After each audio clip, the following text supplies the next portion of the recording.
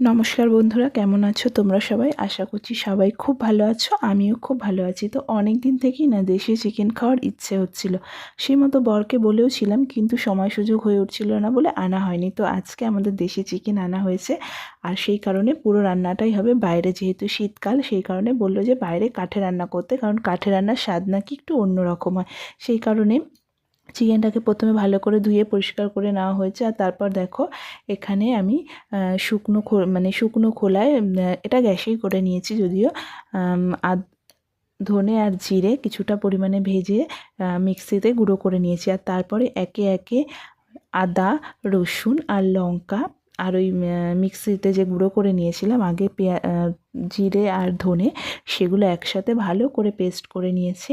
Paste করে নেওয়ার পর মাংসটা প্রথমে ধুয়ে এনে জল ঝরিয়ে রাখা হয়েছে। তারপর মাংসটার মধ্যে একে একে পেঁয়াজ আর পেঁয়াজ, কাঁচা তেল, নুন, হলুদ আর ধনে জিরে যে মশলাটা করে রাখা হয়েছিল, সেই মশলাটা দিয়ে মাংসটাকে খুব ভালো করে মাখিয়ে বেশ কিছুক্ষণের জন্য রেস্টে রেখে দিতে হবে। আর হ্যাঁ, টমেটোও দিয়েছিলাম, এটা মিস করে গেছি। তো এটা দেখ খুব ভালো করে মিক্সড করতে হবে। মিক্সড করে বেশ কিছুক্ষণ, প্রায় ঘন্টাখানেক মতো রেস্টে রেখে দিতে হবে। আর মাংসে লেবুও দিয়েছিলাম লাস্টে।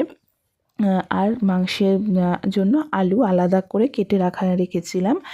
তো দেখো, এরপর আমরা চলে যাচ্ছি বাইরে। দেখো, বাইরে যেহেতু আমাদের বাড়িতে সেরকমভাবে কোনো উনুনের ব্যবস্থা নেই, কিন্তু কাঠে রান্না খেতে হবে, সেই কারণে চারিদিকে 4টে ইট দিয়ে কাঠের ব্যবস্থা করা হয়েছে। তো এই রান্নাটা, মানে এইভাবে রান্না আমি ঠিক করতে পারি না, কিন্তু সব জোগাড়টা আমি করে দিয়েছি। জাল দিচ্ছে আর একজন।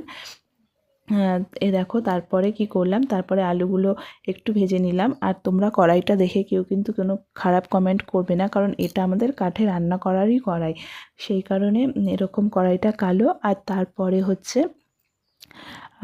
কড়াইতে তেল, মানে যে তেলে আলু ভেজেছিলাম সেই তেলটার মধ্যেই একটুখানি জিরে, শুকনো লঙ্কা, তেজপাতা আর গোটা গরম মশলা ফোড়ন দিয়ে দিয়েছিলাম। আর যে মাংসটা ম্যারিনেট করা ছিল সেটা দিয়ে দিয়েছিলাম।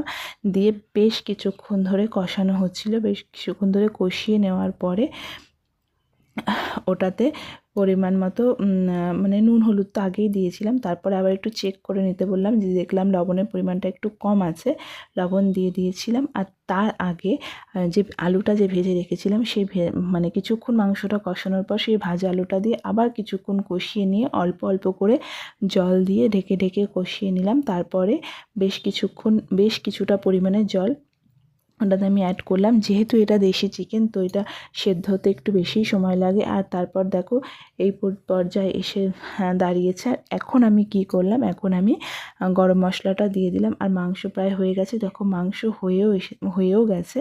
তো রেসিপিটা তোমাদের কেমন লাগলো অবশ্যই তোমরা কমেন্ট করে জানিও, আর ভালো লাগলে লাইক